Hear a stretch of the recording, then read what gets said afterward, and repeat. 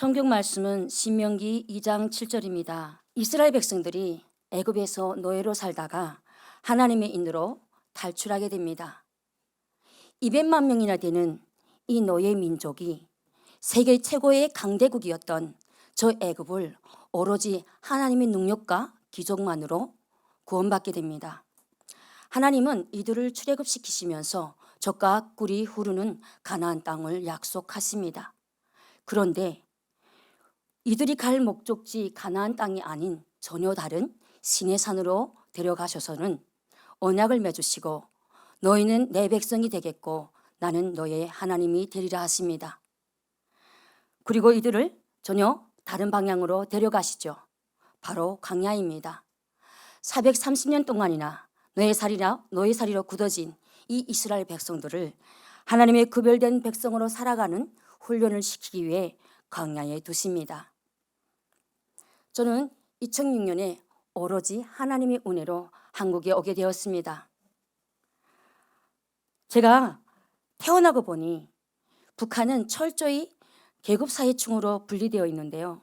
태어나고 보니 저는 추방자의 자녀, 복잡군중의 자녀로 영원히 끊이지 않는 꼬리표를 달고 태어났습니다. 그리고 제가 태어난 그곳은 옛날 조선시대의 유배지였던 것인데요. 북한의 정치를 반대해서 밀려난 사람들의 후손들이 살던 곳이었고요. 걸어다닌 사람들보다는 들짐승, 산짐승들이 참 많이 살았습니다. 10살쯤 되던 해에 큰 장마로 보금자리를 잃게 되는데요. 큰 수해가 있었습니다. 며칠째 불어난 장마비로 그 위에 있는 저수지 큰 뚝이 있었는데요. 도시의 물을 가둬두는 곳이었습니다. 장마비가 넘쳐나서 도시의 물이 차니 그곳으로 다 뺐고요. 그 뚝을 통보도 없이 나라에서 터뜨렸습니다. 저희는 간신히 산으로 피신 갈 수 있었는데요. 아버지께서 며칠이나 산에 숨어 있어야 될지 모르는 상황임에도 배낭에다는 김일성, 김정희의 초상을 잘 꿍지매고 피신 갔습니다. 저는 그곳에서 10살이 어린 나이에 무서운 광경을 보았습니다. 그 저수지 뚝을 가득 차게 넘쳤던 그 저수지 뚝을 터치니까 물살이 무섭게 쏟아져 그 강으로 흘렀습니다. 그곳의 사람들은 다 죽었습니다. 북한은 태어나서 말을 떼기 시작하면 엄마, 아버지 하기 전에 무엇을 배웁니까? 김일성 원수님 고맙습니다를 배워줍니다. 그리고 저희 형제가 사형지인데요. 집안에서 종이 비행기 같은 거 접어서 놀다가 초상화가 걸려있는 벽 쪽에 날아가기만 해도 큰일 납니다. 굽살 맞아 죽는답니다. 7살쯤 돼서부터는 저거 말도 못하는 초상화가 과연 나를 굽살을 줄까라는 생각이 들었는지 부모님이 집에 안 계실 때 제가 그 벽에 걸린 초상화 각각의 손가락질을 하면서 7살까지 배운 온갖 욕과 삭대질을 다 해보았습니다. 그런데 그 벽에 걸린 우상은 제게 이 약한 아이 손가락 하나도 끄떡 못하는 것이었습니다. 마치도 사사기에 보면 기도원 사사가 도끼로 자기들이 만들어서 세운 우상을 찍어 넘겼을 때 그 바알 우상이 꼼짝 않고 있는 것을 이스라엘 백성들이 보고 경험했듯이 말입니다. 저는 수혜로 그것을 잃고 또 쫓겨난 것이 12호 관리소가 있던 자리입니다. 12호 관리소는 정치범 수용소 자리입니다. 1987년에 폐지된 것인데요. 500명을 한꺼번에 총으로 쏴 죽인 대학살 사건이 있었습니다. 수감자를 보위원이 때렸는데 죽게 되었습니다. 그러자 수감자 가족이 화가 나서 그 보위부원을 때렸고 패싸움이 된 것입니다. 거기서 보위부 가족까지 200여 명이나 맞아 죽었습니다. 그러자 보위부가 보복으로 그곳의 수감자 500여 명을 총살을 하였습니다. 그래서 그것이 폐지가 되면서 공토가 되어버렸습니다. 이 공토가 되어버린 이곳에 그 나라에서는 복잡 군중으로 낙인 찍혀서 같이 살아갈 수 없는 그런 사람들을 이곳에 밀어 넣었는데요. 불량한 어른들, 깡패들이 자리 잡으면서 저저받아 저저마다 자기 나야바리를 형성하느라 밤마다 무서운 패싸움을 하였습니다. 이런 환경에서 태어난 저는 많은 탈북민들이 말을 하는 애국심, 주체사상, 충성심 이런 거하고는 좀 먼 거리의 삶을 살았습니다. 어머니가 생계를 위해서 장사를 좀 크게 하였는데요. 그러다가 1994년 7월에 보이부 철도의 철도보이부에 체포되게 되었습니다. 그날은 공교롭게도 김일성이 사망한 7월 8일이었습니다. 또한 제가 고등학교 졸업식이 있던 날입니다. 졸업식을 하느라고 동창생들이 함께 이렇게 모여 있는데 갑자기 벽에 걸려있던 방송에서 이춘희 아나운서의 열정이 넘친 비보를 담긴 목소리로 보도를 하였습니다. 김일성의 사망 소식을 전했습니다.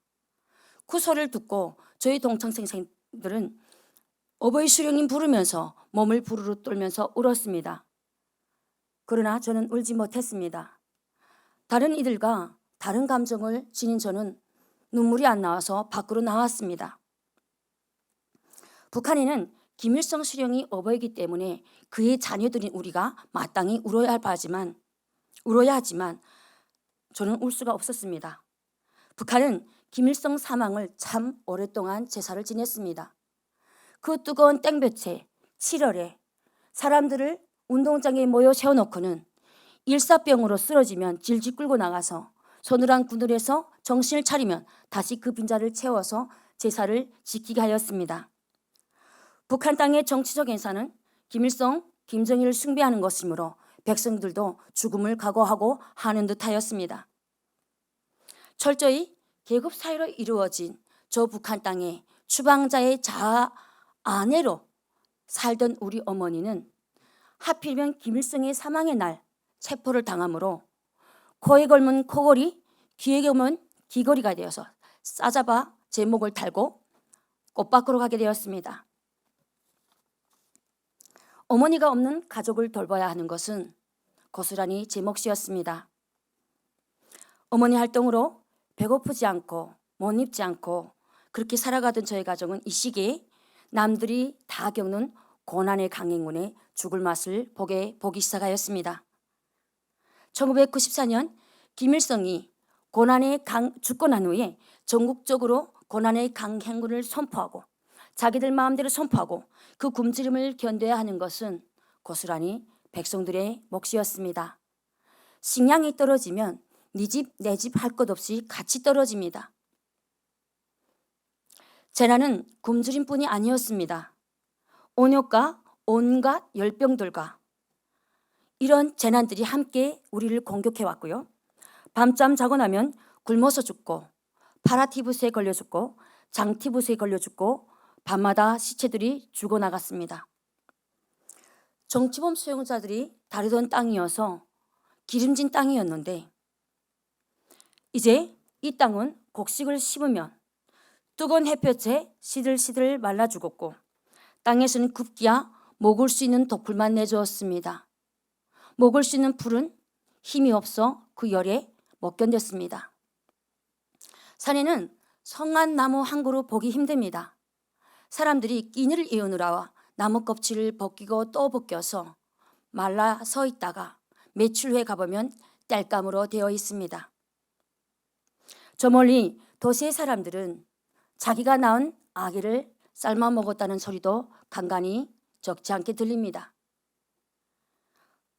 장마당에서는 이른 아침이면 공무원들이 죽은 시체를 구루마에다 나르느라 바쁩니다. 생명을 부지하기 어려운 환경이 우리를 덮쳤습니다. 1900년 하나님의 축복을 받아 평화가 임했던 저 땅은 보이는 사람을 왕으로 세우고 숭배함으로 인해 끔찍하고 처참하게 그냥 두 눈 뜨고 떼죽음을 당해야만 했습니다. 이런 땅에서 이런 환경에서 더 살 수가 없어서 저는 부모 형제에게 한마디 언급도 없이 1998년 12월 28일 영하 40도를 오르내리는 강추위를 뚫고 두만강을 건너게 되었습니다. 연변 땅에 저희 먼 친척이 있는 것을 알아 주소를 알아 찾아갔지만 저의 행보는 오작동을 하였습니다. 이 추운 날씨에 죽을 수도 있는 것을 각오하고 도망을 건넜는데 빈손으로 돌아가기가 힘들었습니다. 아니, 가면 배고픔이 더 무서웠던 것 같습니다. 그래서 깊은 산골짜기에 어떤 집에서 6개월 동안 머슴살이를 하기를 하고 그 집에 눌러 앉았습니다. 새벽 5시부터 밤 10시까지 허리를 펴본 적이 없습니다. 21살 어린 소녀의 손바닥에는 날마다 물집이 졌고 물집이 터지면 바로 굳은 살이 되었습니다. 그보다 더 힘든 것은, 이 노동보다 더 힘든 것은 제가 밥을 배불리 먹을 수 있다는 것이 더 힘들었습니다. 밥을 먹으려고 숟가락을 뜨면 아버지와 동생들이 생각이 났습니다.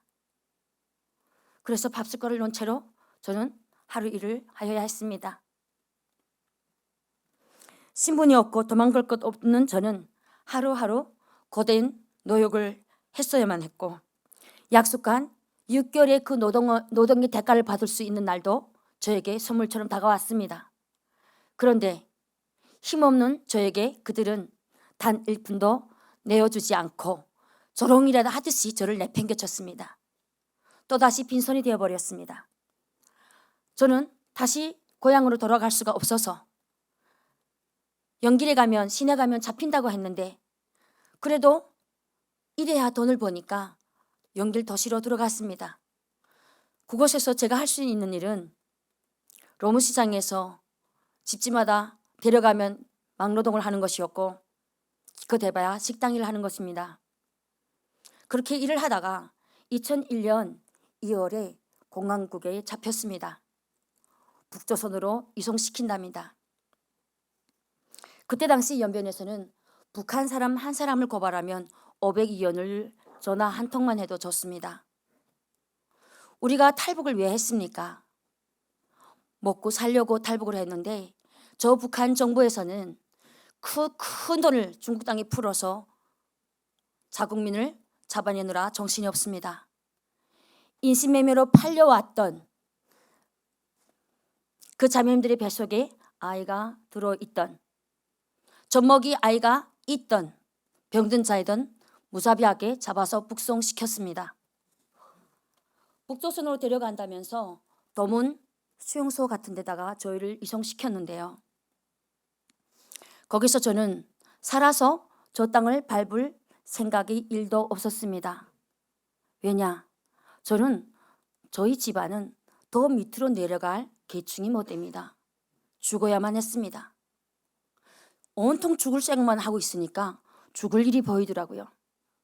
수용산에 들어가니까 제 눈에만 보이는 아주 작은 글씨가 보였습니다. 벽에. 장판을 봐라. 다 이렇게 돼 있었어요. 예전에 중국이나 조선에서는 북한에서는 레자가 있었습니다. 수용산에도 레자가 깔려 있었는데요. 레자 장판을 들어보니 그 안에 정말 안전면도 칼날이 6개나 있었습니다. 저는 그것을 잘 말아서 어둠에 숨겼습니다.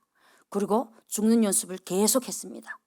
어디를 구우면 더 빨리 죽을 수 있을지 연구하였습니다. 그렇게 죽을 생각만 몰두하고 있는데 어느 날 먼 곳에서 북경에서 한 여인이 잡혀서 제가 있는 깜방 안으로 들어왔습니다.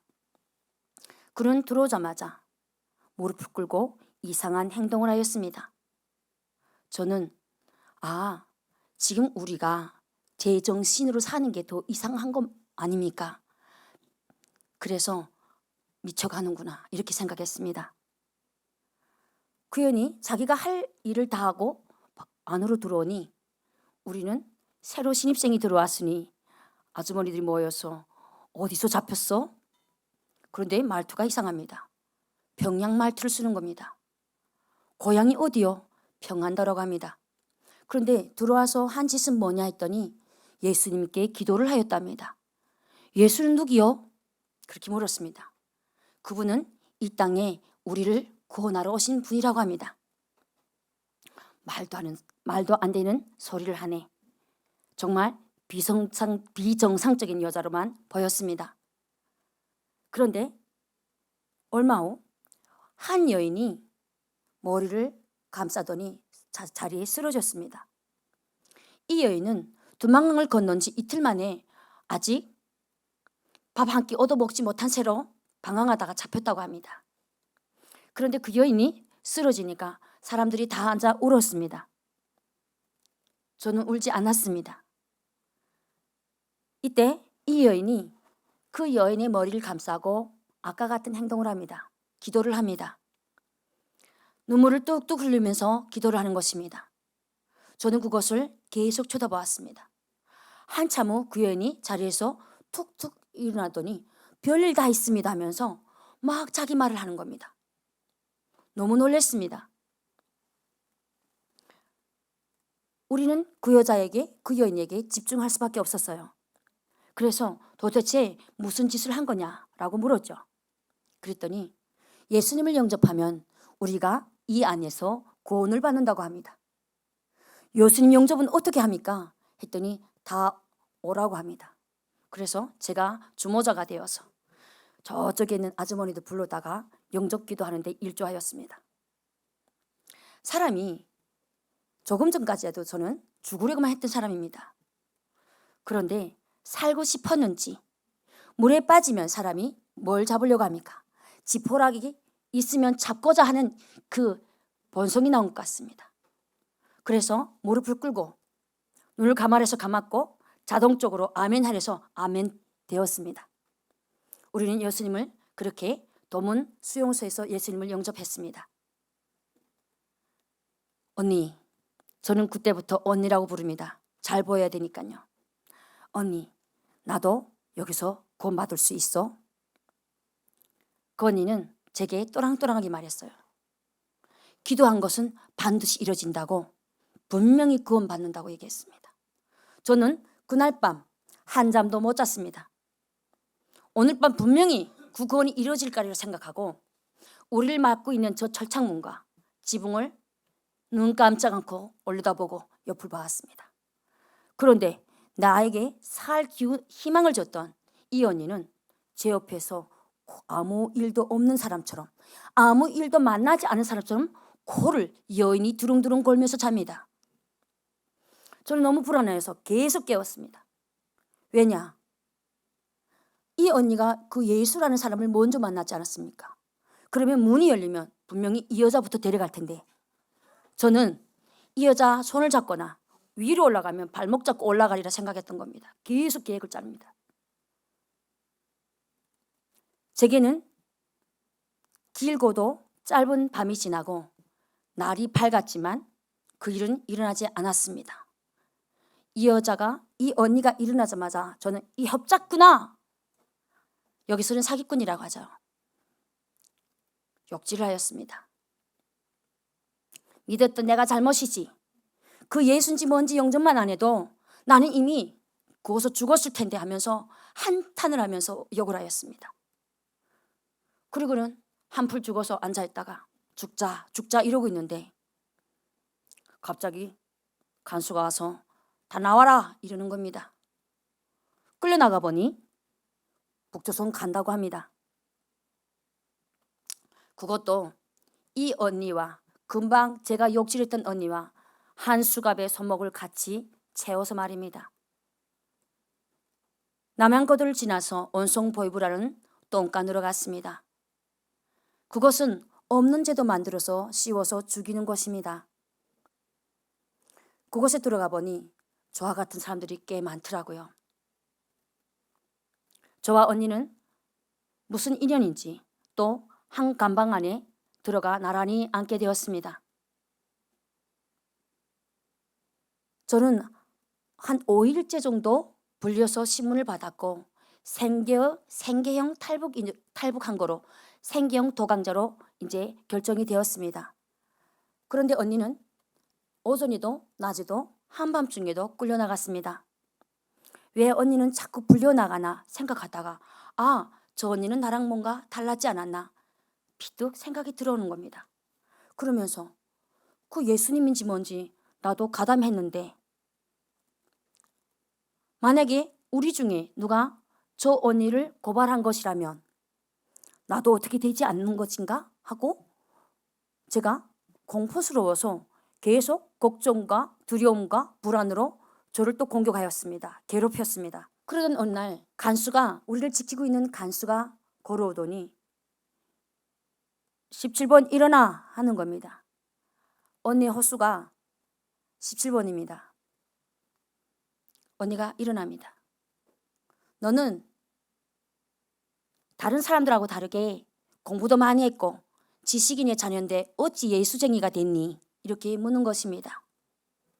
그 말에 이 언니는 한치의 망설임도 없이 예수님은 길이요 진리요 생명입니다. 그래서 믿습니다. 라고 당당하게 말을 하는 것입니다. 너무 놀랐습니다. 제 머리 위에서 들리는 그 언니의 말을 들으면서 저도 모르게 머리를 쳐들고 그 언니를 물끄러미 쳐다보았습니다. 죄수들은 새벽 5시부터 일어나서 머리를 들면 안 됩니다. 그런데 제가 머리를 쳐들고 간덩이가 붓게 그 여자를 쳐다봤습니다. 그 순간 제 눈이 이상이 생겼고 제 귀가 이상이 생겼고 제 마음에 이상이 생기는 것입니다. 딱딱했던 제 마음이 후물후물 뭔가 녹아져 내리는 것 같고 힘이 생기는 것 같았습니다. 언니의 입술 통하여 하나님이 말씀하셨습니다. 예수님은 길이요 진리요 생명입니다. 언니 또랑또랑하면서 굵직한 그 목소리는 심히 힘있게 들렸고 그 안에 죄수들과 지키는 간수들이 다 예수 그리스도의 복음을 들었습니다. 이렇게 되면 이 언니는 죽은 목숨이라는 걸 저도 이 안에 모든 사람들이 명백하게 아는 사실입니다. 그날 오후 갑자기 제가 호흡곤란이 오면서 쓰러졌습니다. 저는 생계형 탈북으로 생계형 도강자이기 때문에 그 안에서 죽으면 뭔가 이들이 지키는 자들의 뭔가 있었던 것 같습니다. 온 간수들이 그날 근무하는 온 간수들이 달려와서 저를 바닥에 눕혀라. 온 간방 안에 누더기 이불을 다 갖다가 덮어주었습니다. 저는 정신을 잃었지만 똑똑히 기억하는 것이 있습니다. 언니가 제 머리에 손을 얹고 기도하는 목소리가 들렸고 그 눈문에서 떨어지는 눈물이 제 얼굴에 떨어지면서 커다란 눈물방울이 제 안에 온기로 느껴졌습니다. 한참 시간이 흐른 것 같습니다. 저는 무엇인지 알 수 없는 거에 이끌려서 계속 울었습니다. 문제는 예수쟁이면 다 죽인다는 이곳에서 지금 꽤 오랜 시간을 병자를 위해서 이 기도하는 행위를 누구도 막지 않았다는 사실입니다. 간수들이 제가 죽는지 어쩐지 보려고 지금 철창에 제가 누워있는 그 철창을 붙들고 다 서 있었습니다. 그런데 이 행위를 막지 않았다는 것입니다. 이들은 왜 예수쟁이의 이 행위를 말리지 않고 그냥 지켜보는 것일까요? 정말 네가 예수의 이름으로 병자를 고치는지 조롱이라도 하듯이 시험하는 것일까요? 아닙니다. 네가 감옥 안의 모든 간수들도 예수님의 능력을 다 믿고 인정하는 것입니다. 언니뿐이 아니라 많은 진정한 예수쟁이들이 이것을 통하여 죽음을 맞이하였습니다. 별의별 고문과 굶주림에도 그 예수를 시인함으로 죽어서 시체로 이 감방 안을 수없이 나갔다고 합니다. 이것이 북한의 순교자들의 모습입니다. 지금이라도 예수를 부인하면 목숨은 살려주겠다고 해야 하지만 그들은 십자가에 못 박히시고 우리를 구원하시고 부활하심으로 우리와 동행하시는 예수 이름을 믿고 신뢰하였기에 고난과 고통 앞에서 믿음을 끝까지 지켰습니다. 그러한 모습들을 수없이 보아한 간수들 또한 믿음의 산 중고자들입니다. 죽음 앞에서 당당히 예수님을 신하는 그녀를 저는 분명히 보았고 들었습니다. 너무 멋졌습니다. 얼마나 멋진지 나 저 언니처럼 죽고 싶다는 생각이 들었습니다. 그래서 그 밤에 다 잘 때 언니의 귀에 대고 말을 했습니다. 언니가 믿는 그 예수란 사람 전화번호 좀 줘요. 그랬더니 언니가 흥분한 저를 진정시키면서 조용히 하라고 합니다. 그리고 다음날 돼서야 마룻바닥에 전화번호를 꾸적꾸적 그려주어서 제가 외워두었습니다. 그렇게 8일째 돼서 저는 보이부에서 풀려났습니다. 제가 본 언니의 모습은 이것이 다입니다. 약 8개월 이후에 제가 순교자들의 모습을 본 사람을 만나게 우연히 하나님의 뜻으로 만난 것 같습니다. 그런데 북한 보이부에서 예수쟁이들을 계속 모아뒀다가 한 번에 공개 처형을 했는데 숱한 사람들을 모여놓고 땅을 파고 불도저로 목을 밀었다고 합니다. 그런데 이분이 찾아와서 제게 하는 말은 머리 긴 젊은 여자분이 한 분이 분명히 있었다고 합니다. 저는 그 예수의 전화번호를 가지고 두 번째 탈북을 하였습니다. 그리고 바로 전화를 걸었습니다. 전화를 거니까 남자 목소리가 아니고 어떤 아주머니가 웨이 19 전화를 받는 것입니다. 저 부천에서 왔습니다. 언니가 보내서 왔는데 전화를 걸면 예수님 만난다고 했는데요. 그랬더니 주소를 주면서 이곳에 오면 예수님 만난다고 합니다. 저는 택시를 타고 그곳으로 갔습니다. 저를 마중 나온 분은 어떤 여자분이 아주머니셨는데 한쪽 눈이 없는 분이셨습니다. 남자는 그 집에 없었습니다. 예수님은 어디에 있습니까? 예수님한테로 날 데려갈 어떤 사람이 오니까 여기서 기다리면 된다고 합니다. 그래서 한 이틀 눈멀게 기다리는데 젊은 남자 두 분이 이곳을 찾아왔습니다.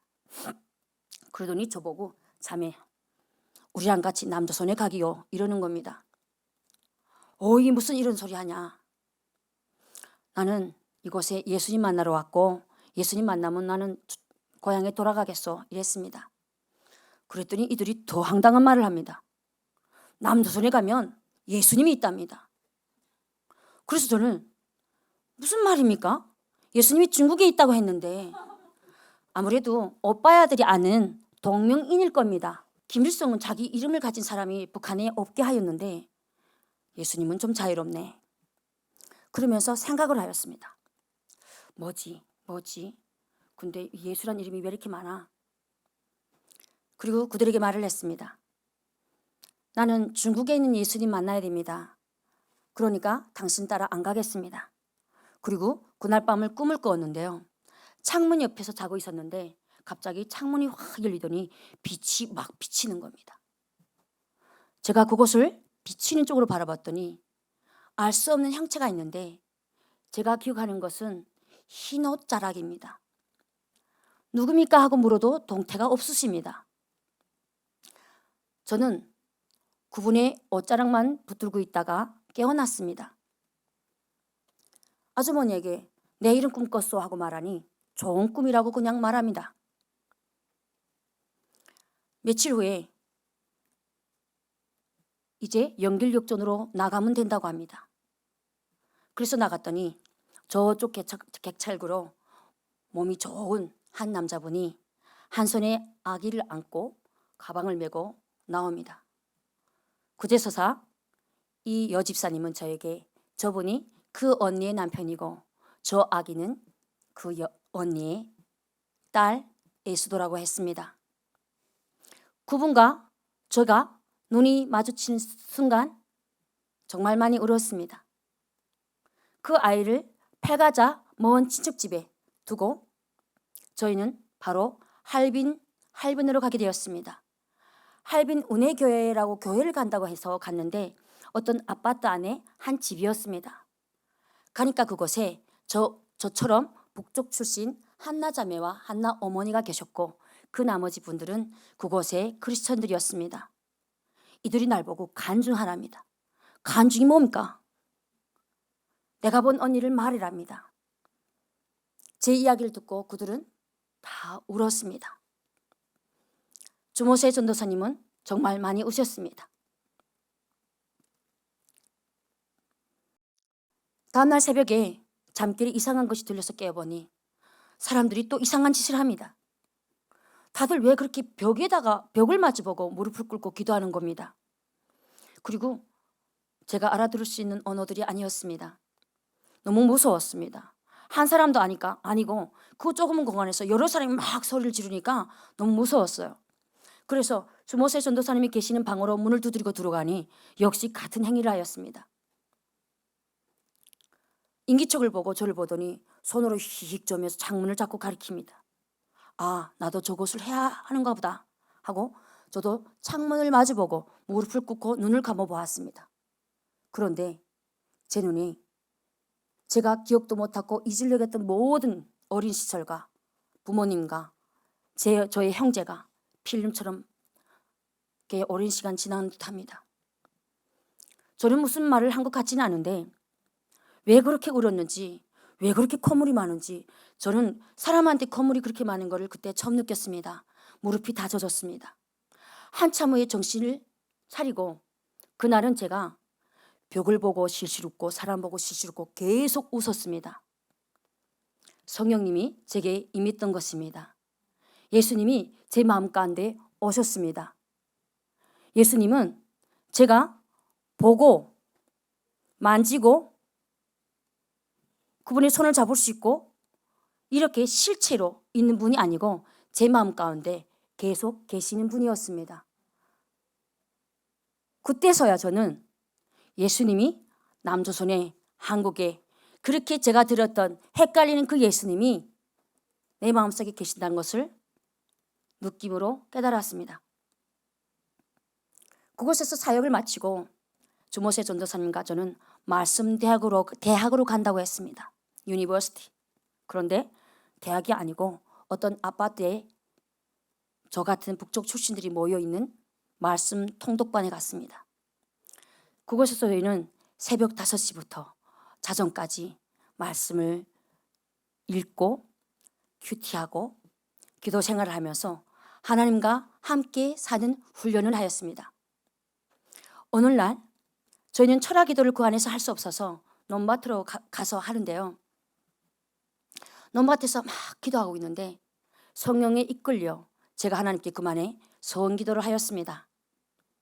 하나님의 뜻이 하나님께서 저 북한 땅을 사랑하셔서 저를 이곳에서 훈련시킨지를 압니다. 제가 하나님의 말씀을 언니처럼 외우고 저 북한 땅에 들어가겠습니다. 그런데 그 뒤에 서원 기도가 더 있습니다.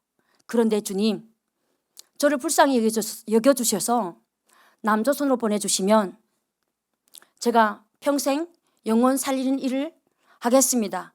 전도사님이 되겠습니다. 저는 이 길에서 전도사가 제일 높은 줄 알았습니다. 그래서 전도사님이 되겠다고 했습니다. 이 약속은 하나님 앞에 제가 지켜야 될 약속이었습니다. 그렇게 4개월 동안 말씀대학에서 통독반에서 함께하는 무리들과 말씀을 읽어가면서 성령 체험하고 그렇게 뜨거운 사랑을 누리고 있는데 어느 날은 청도 1조 바닷가에서 철야 기도를 하다가 무리가 다 공안에 잡혔습니다. 언니처럼 잘 죽으려고 두려워하지 않으려고 죽음 앞에서 그 믿은 예수는 4개월 만에 제게 응답을 주셨습니다. 8월에 잡혀서 시니즈 보이브로 끌려갔는데요. 저는 언니처럼 뜨겁게 예수님을 고백하다 죽을 결심만 하였습니다. 시니즈 보이브 깜방에도 역시 많은 도강자들이 잡혀 들어왔습니다. 그런데 하나님의 섭리는 그 속에서도 믿는 자녀들을 한 곳에 한 깜방 안에 두셨습니다. 저와 함께 잡힌 지금의 목회하고 계시는 송현 목사님과 아직 만나지 못한 운실 자매님과 뜻밖의 할빈 운해교에서 만났던 한나 자매님과 어머님이 함께 그곳에 있게 되었습니다. 저희는 그곳에서 다른 사람의 눈치 보지 않고 눈을 감고 기도할 수 있었습니다. 하나님, 이 땅을 고쳐주십시오. 다시 하나님을 부르는 민족으로 회복시켜 주세요. 그리고 이 딸을 받아주시고 언니처럼 순교하게 해주세요.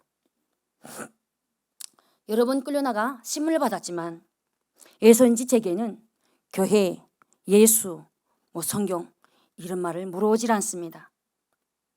웬만하면 고문까지 하면서 자백을 받아내고 죽인다고 하는 이곳에서 제 생김새가 이상했는지 예수 믿기 안 생겼는지 제게 신문에 오질 않습니다.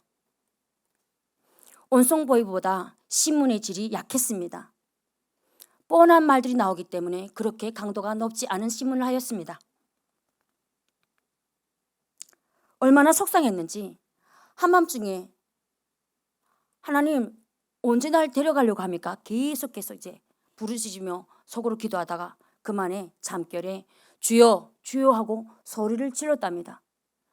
제 옆에 자던 하나 어머님이 저를 툭툭 깨우면서 자매 간수 이제 금방 지나갔어. 들었을 거야. 이러는 겁니다. 아, 이렇게 데려가려고 하셨구나.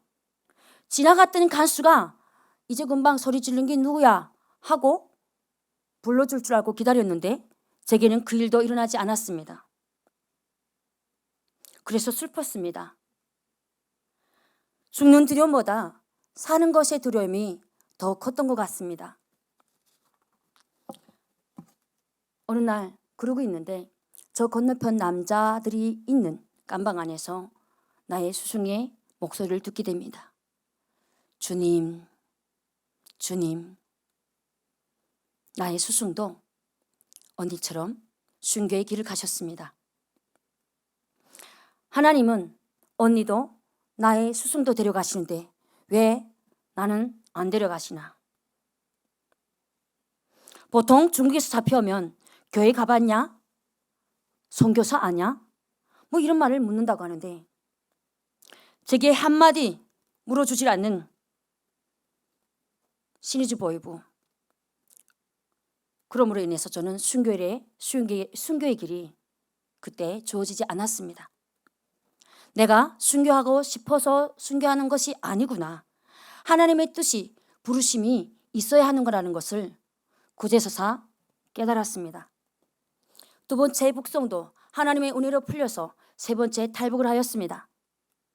탈북하자마자 저는 또 여집사님한테 전화해서 말씀 통독반에 가서 하나님과 같이 살길 원했습니다. 전화를 해서 어렵게 연결했지만 어느 통독반에서도 저를 데려가지 않았습니다. 이유는 윤용옥 사모님의 죽음을 본 순교를 본 어떤 체자매가 와서 그 외에 4개월 만에 이 통독반이 다 잡혀갔다는 이유였습니다. 나는 태어날 때도 추방자의 자녀로 태어날 우지가 제 우지가 아니었죠. 예수님을 믿고 끌려간 것도 제 우지가 아닌데 왜 이렇게 공평하지가 않나? 하나님을 믿는 사람들이 왜 나를 버리나?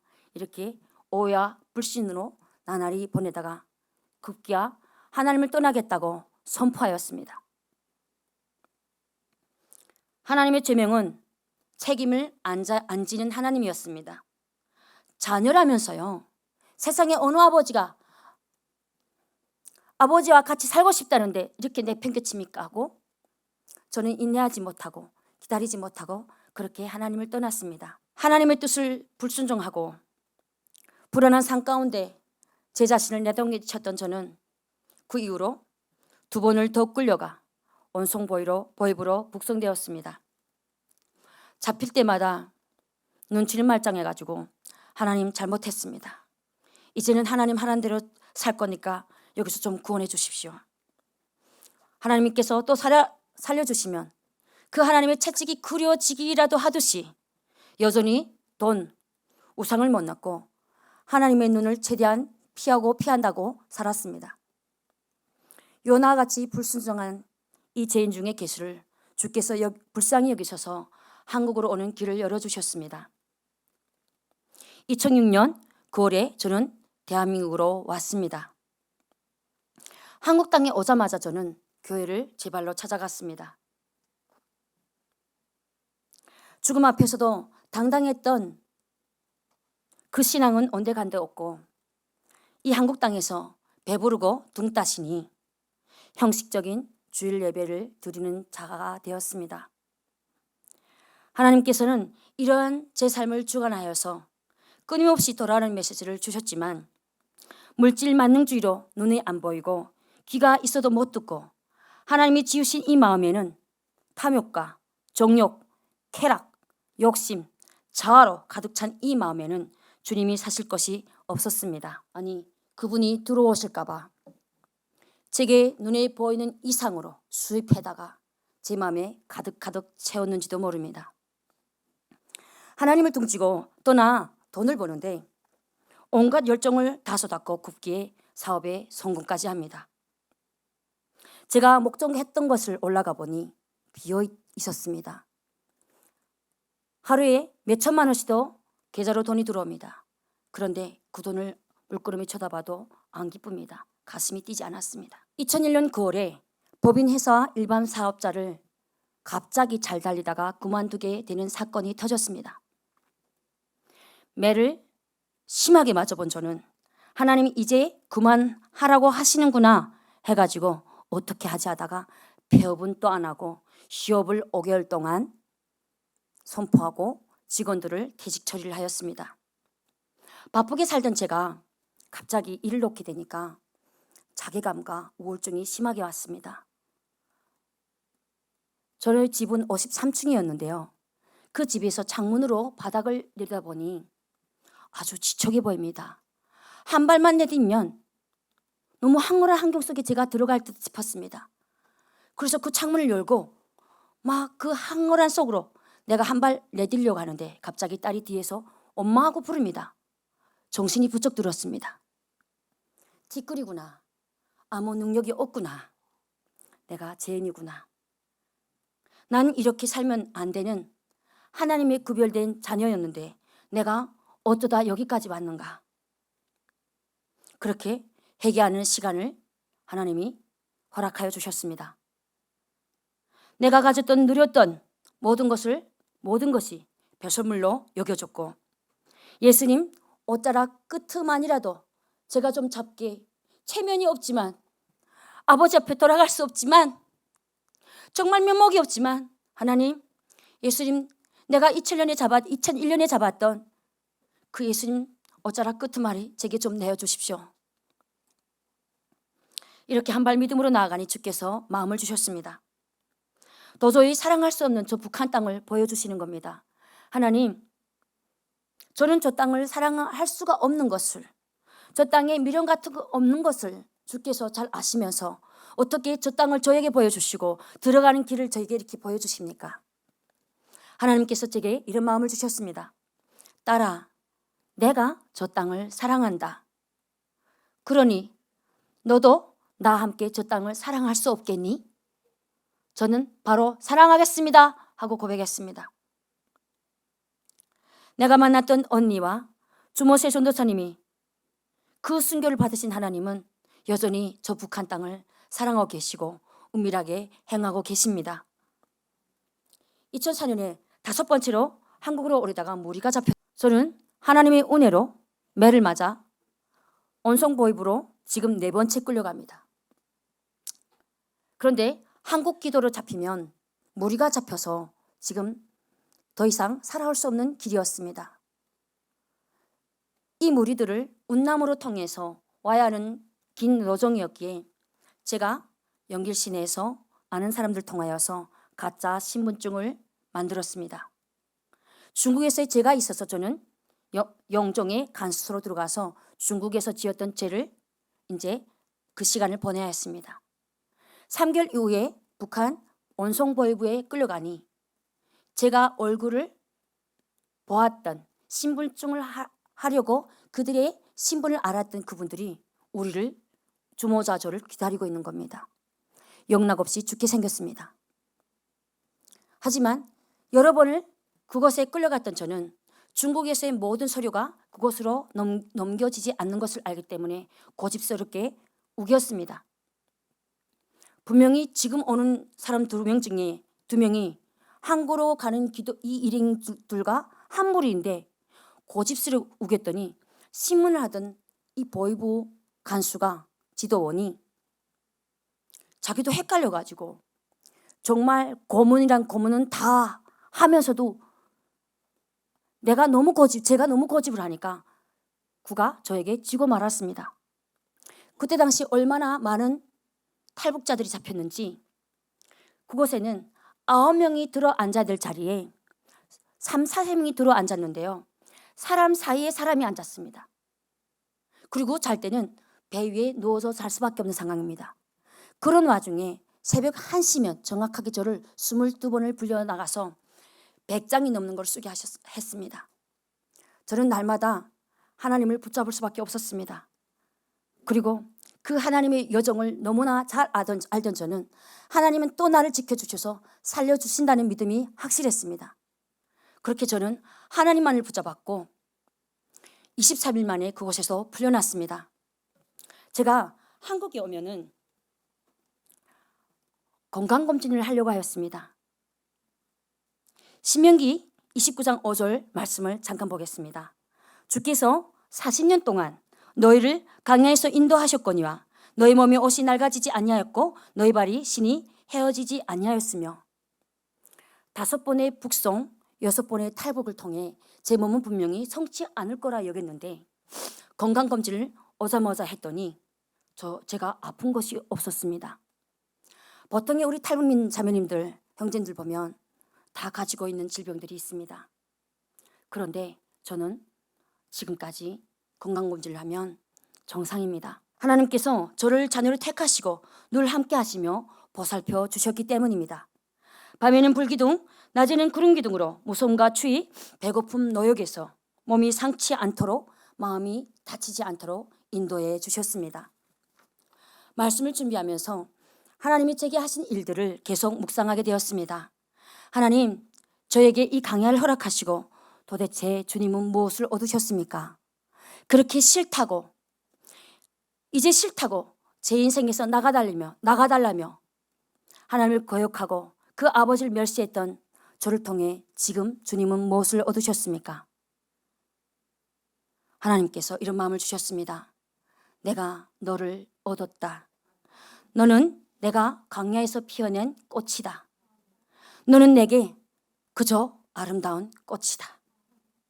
내가 너를 지금부터 영원까지 이른비를 주고 그 뿌리를 강하게 하여 아름다운 꽃을 계속 피우고 열매를 맺게 할 것이다 라고 하셨습니다. 하박국 3장 17절 18절 말씀 함께 봉독하겠습니다. 비록 무화과 나무가 무성하지 못하며 포도나무에 열매가 없으며 감람나무에 서출이 없으며 밭에 먹을 것이 없으며 우리의 양이 없으며 양간에 소가 없을지라도 나는 여호와로 말미암아 즐거워하며 나의 구원의 하나님으로 말미암아 기뻐하리로다. 이 말씀이 저와 성도님들의 믿음의 고백이길 소망합니다. 주 하나님, 하나님을 거역하고 불순종했던 이 딸을 불쌍히 여기셔서 버리지 아니하시고 끝까지 인도해 주셔서 감사합니다. 하나님, 부족한 자를 아버지 통해 들려진 하나님의 역사하심이 온전히 성도님들의 삶이 되게 하여 주시옵소서. 예수님 이름으로 기도드렸습니다.